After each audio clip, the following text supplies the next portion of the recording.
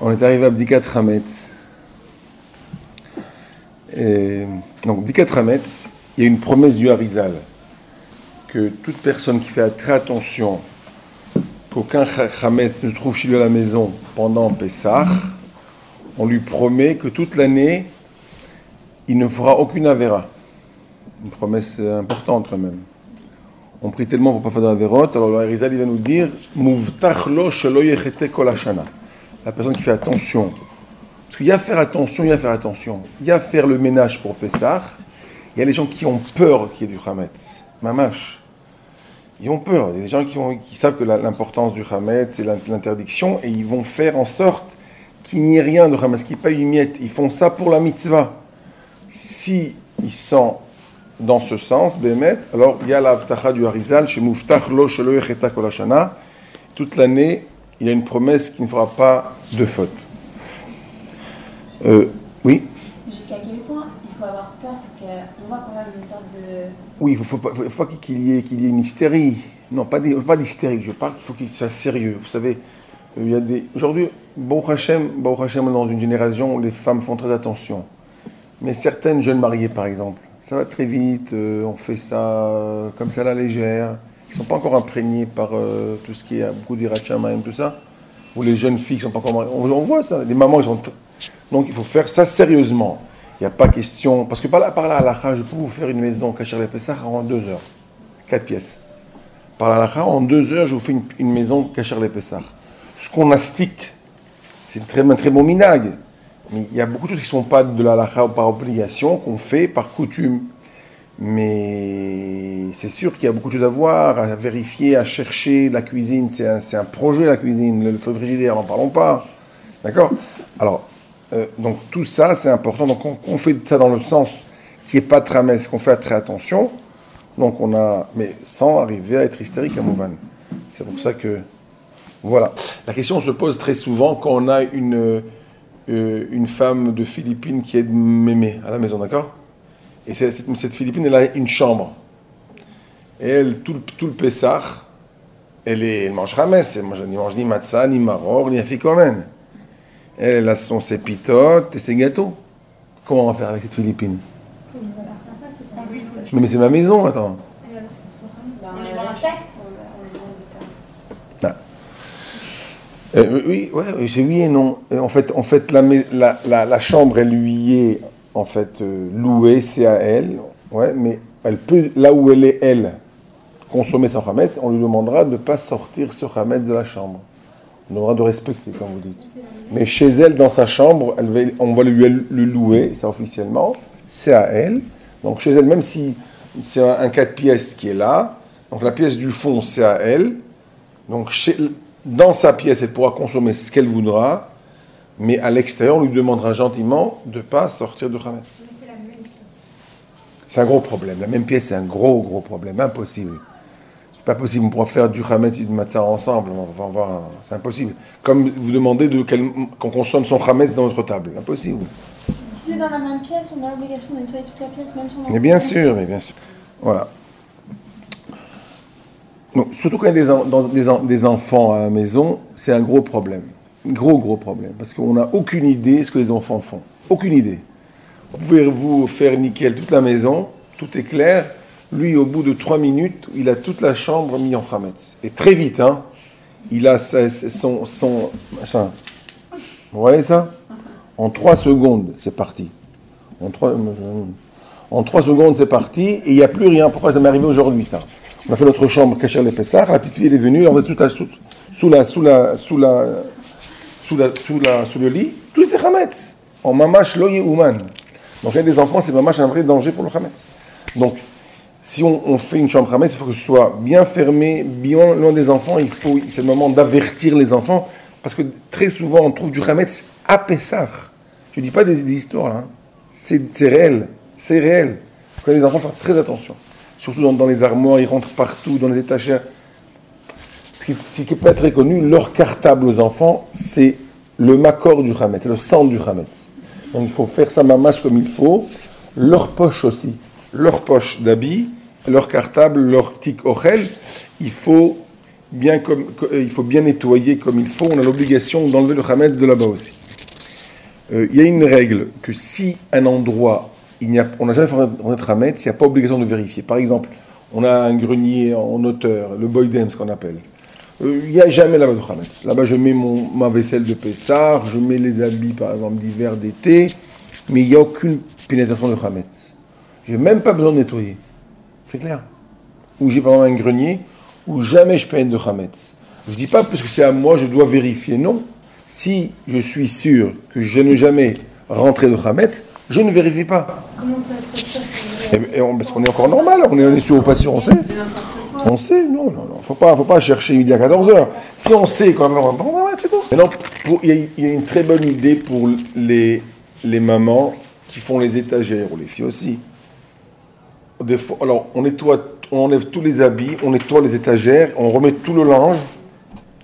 Et après, pendant la petite Hametz, monsieur veut tout enlever. Alors, elle a le regarder comme ça, elle dit, qu'est-ce que tu m'enlèves, qu'est-ce que tu fais? Et tu rentres la bougie. Toujours la guerre. Alors, qu'est-ce qu'on va faire? Alors, il y a une très bonne idée qui est ramenée dans les poskim. Avant de ramener le linge dans les étagères, à l'aide d'une bougie, on fait bdika, même aujourd'hui, je veux dire, à partir une semaine, 2 semaines avant Pessah, on fait une bdika sans bracha des étagères, on remet le linge, chose qui va faire que ça va nous faciliter pendant la bdika. On va pas faire abstraction complètement de la bdika de l'armoire, mais on va faire ça un peu plus vite. On va vers on va vers la bougie, on va voir un peu comme ça de haut, et c'est bon. Pourquoi? Parce qu'on a déjà fait la bdika dessus. Mais je ne vais pas, pas ouvrir complètement. Je vais ouvrir l'armoire, mais pas faire méticuleusement comme je l'aurais fait si jamais ouvert cette armoire. Donc chaque endroit où j'ai beaucoup de vaisselle, beaucoup de linge, je fais l'abdika même en plein jour à l'aide d'une bougie, avant le jour de l'abdika en plein ménage, chose qui va me faciliter au moment de l'abdika le soir du Bdikat Hametz. Maintenant,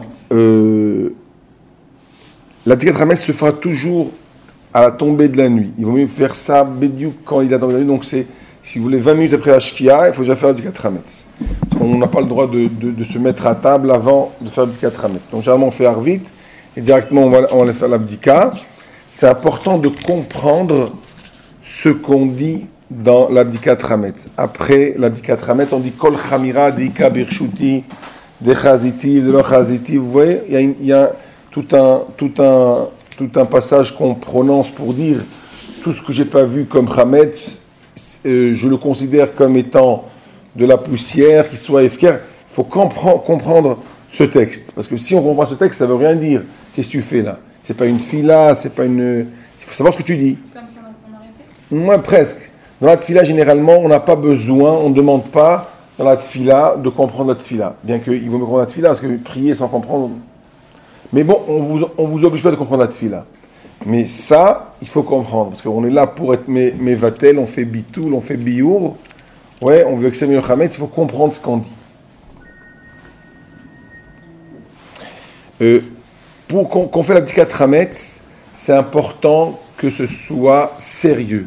On ne fait pas un tour d'horizon, c'est pas un texte, on ne fait pas un tour avec les enfants, on va aller cette chambre, on met 10 morceaux de pain et c'est fini.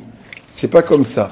C'est même un safek de bracha levatal achas v'shalom. Il faut vérifier comme il faut. Vous vous rappelez quand vous avez perdu une boucle d'oreille par terre ou un diamant quand vous cherchez? C'est ça qu'il faut chercher. Il faut chercher comme il faut, méticuleusement, dans les étagères, dans les armoires, bien comme il faut, que ce soit sérieux. Je ne dis pas qu'il faut rester jusqu'à l'aube, mais il faut que ce soit sérieux. Sérieux comme il faut. Même si on a déjà tout nettoyé, on ne fait pas de différence, on nettoie bien comme il faut. On peut se disperser. Si on est à la maison, plusieurs personnes, on est 6-7 adultes. Je n'ai pas besoin de tout faire moi. Tu es avec moi, donc toi tu fais la chambre de droite, moi celle de gauche, elle la cuisine, elle la salle de bain, tout, et ainsi de suite. Mais il faut faire ça sérieusement. Si par exemple ça dure 25 minutes, l'abdika, une demi-heure fois 4, c'est 2 heures. D'accord? C'est pas une demi-heure, c'est 2 heures, chacun fait une demi-heure, comme il faut. D'accord? Donc il faut absolument que ce soit sérieux, parce que ça n'est pas autrement une bika, on n'a rien fait, les gens ils vont avec la bougie, ils font un tour, ils reviennent. C'est pas une bika. Donc il faut bien être bodé comme il faut, et après faire le bitoul. Ça, alors, ça veut dire quoi ce qu'on dit dans le Bdikat Hametz? Avant de faire l'abdika, on fait une bracha. Baruch ata Hashem ekel melech haolam asher kideshanu al biur chametz. On fait une bracha qu'on a l'intention d'exterminer tout ce qui est chametz. Après qu'on fait cette bracha, on commence à vérifier, on fait l'abdika. Après avoir fini l'abdika, on prononce un passage qui voudrait dire qu'on annule tout chametz qu'on n'a pas vu. Parce que ça arrive qu'il y ait du chametz que je n'ai pas vu. Donc moi je ne veux pas transgresser, avoir du chametz pendant Pessah chez moi, donc j'annule. Donc je dis, s'il y a du chametz que je n'ai pas vu, je le considère comme poussière, je l'annule, je le rends même efker. Il n'est même pas à moi. Comme ça, au cas où il y a du chametz à Pessah, moi j'aurais pas fait de Avera. Je n'aurais rien transgressé. Donc il faut comprendre ce passage. Donc les enfants qui font avec nous, il faut qu'ils comprennent, qu'ils sont âgés au moins de bar mitzvah. C'est-à-dire, je ne vais pas dire, j'ai des enfants de 8-9 ans, ils vont se disperser chacun dans sa chambre, parce qu'on ne va pas être sommaire. On va pas être sommaire, on va pas compter ces petits-enfants. Ils peuvent venir avec moi, oui, mais pour que je compte sur eux que cette chambre a été vérifiée, il faut que cet enfant ait au moins 13 ans, une fille qui a 12 ans. On vérifie à l'aide d'une bougie, on ne vérifie pas comme ça à l'aide de lumière, il faut absolument qu'il y ait une bougie. Donc on vérifie partout avec des bougies, et là où ça va être dangereux, une bougie par exemple, là où il y a des vilonotes, là il y a des rideaux et des habits, on pourra vérifier avec une pile comme ça, petite pile comme ça, on pourra vérifier avec au cas où il y a danger par rapport à une bougie. Des fois dans des armoires comme ça en bas, il y a plein d'habits, tu as peur de brûler, tu rentres avec une pile. La lumière allumée? Comment? La lumière allumée, parce que la bougie elle va donner encore plus de lumière. On ne fait pas l'obscurité, non, pas du tout. Non. On n'éteint pas les lumières quand on fait l'abdika, pas du tout. On laisse ça où? On laisse ça allumé et elle est d'une bougie, oui. Par exemple, un grenier, on a nettoyé. Si vous êtes sûr que le Utramez, vous ne faites pas. Si vous êtes sûr qu'il n'y a pas Utramez, vous ne faites pas. Pas besoin. Mais par exemple, votre garage, votre voiture, votre magasin, votre bureau. Alors vous faites la bracha, vous commencez par la maison, vous envoyez votre frère au garage, votre soeur au bureau, votre père dans votre voiture, et tout le monde fait tout ensemble comme ça, par la même bracha. Un garage, il y a du chametz, mais pas consommable pour l'homme. On n'a pas besoin de nettoyer. Pour lesquels du chametz, vous avez des boîtes d'aliments pour chiens. Ouais. Alors on a dit la semaine dernière que tout ce qui est aliments d'animaux, non, même s'il y a du chametz qui est mélangé avec dans des aliments d'animaux, si c'est immangeable pour l'homme, on peut garder à la maison et donner à manger aux chiens ou aux perroquets ou aux chats. J'ai des boîtes de conserve avec des nourritures d'animaux. Alors c'est chametz, mais c'est immangeable pour l'homme. Donc tout ce qui est mélange de chametz, tarov et chametz, pas chametz, mélange de chametz, si c'est pas consommable par l'homme, on peut laisser à la maison et donner à manger aux animaux. Contrairement à si c'est chametz, il faut que ce soit immangeable par l'animal pour qu'on puisse laisser à la maison. Il y a une différence, c'est du chametz ou un mélange de chametz. D'accord? On va la semaine dernière, hein? Oui, non, c'est pour le nettoyage. Mais de toute manière, mais c'est pas besoin de mettre dans le garage les aliments pour mettre à la maison. Wow. Moi j'ai une autre question. Si quelqu'un travaille dans un bureau avec plusieurs personnes, des personnes qui ne sont pas forcément deux, qui vont, dans ce cas-là, consommer du chametz, comment... Vous ne faites pas la police. Non, pas la police. Vous faites attention à votre chametz.